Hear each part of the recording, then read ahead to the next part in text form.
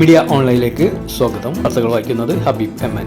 മലയാള സിനിമയുടെ അമ്മ കവിയൂർ പൊന്നമ്മ അന്തരിച്ചു. 79 വയസ്സായിരുന്നു പ്രായം. വാർദ്ധക്യ സഹജമായ അസുഖം മൂലം എറണാകുളത്തുള്ള ഒരു സ്വകാര്യ ആശുപത്രിയിൽ ചികിത്സയിലായിരുന്നു. മലയാള സിനിമയുടെ അമ്മക്ക് പ്രണാമം. സത്യനന്ദിക്കാട്, മോഹൻലാൽ, ശ്രീനിവാസൻ ഇവരുടെ കൂട്ടുകെട്ട് മലയാളികൾക്ക് മറക്കാനാകാത്ത ഒന്നാണ്. ധാരാളം ഹിറ്റ് സിനിമകളാണ് മലയാളികൾക്ക് വേണ്ടി ഇവർ കാഴ്ചവെച്ചത്.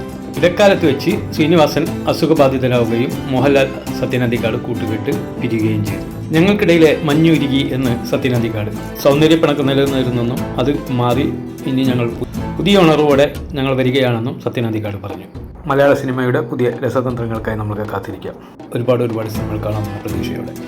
അവസാനം തോമസ് കെ തോമസിന് നറുക്കുവേണ്ടിയിരിക്കുന്നു. ദിവസങ്ങളോളമായി NCPയിൽ പുകഞ്ഞു നിന്ന രാഷ്ട്രീയ പ്രശ്നത്തിന് താൽക്കാലിക ശാന്തി. AK ശശീന്ദ്രൻ മധ്യസ്ഥാനം ഒഴിയുമെന്നും തോമസ് കെ തോമസ് മന്ത്രിയാകുമെന്നും PC ചാക്കോ. ഇന്ന് സോഷ്യൽ മീഡിയയിൽ വൈറലായ ഒരു വീഡിയോ ആണ്. ഓൺലൈൻ പഠനത്തിനിടെ അധ്യാപികയോട് വിദ്യാർത്ഥി വിവാഹാഭ്യാസം നടത്തിയത്. ADGP അജിത് കുമാറിനെ മുഖ്യമന്ത്രി സംരക്ഷിക്കുന്നു, പുറത്തിറക്കണമെന്ന് CPI. ADGP അജിത് കുമാറിന്റെ സ്വത്തുവിവര കണക്കുകൾ വിജിലൻസ് അന്വേഷിക്കും. MLA PV അനുവന്ദൻ പരാതിയുടെ അടിസ്ഥാനത്തിലാണ് ഈ നടപടി. മുംബൈ മുൻ പോലീസ് മേധാവി സഞ്ജയ് പാണ്ഡെ കോൺഗ്രസ് ടിക്കറ്റിൽ മത്സരിക്കുമെന്ന് അറിയാൻ കഴിഞ്ഞു. എല്ലാം വഴിയെ മനസ്സിലാവും. പീഡന പരാതി നിയമപരമായി നേടുമെന്ന് ജയസൂര്യ കൊച്ചിയിൽ മടങ്ങിയെത്തിയപ്പോൾ പറഞ്ഞു. എന്തൊക്കെ ജാട കാണിച്ചിട്ടും മുകേഷിന്റെ അടുത്ത് തന്നെ എത്തിയില്ലേ? മെതിൽ ദീപിക.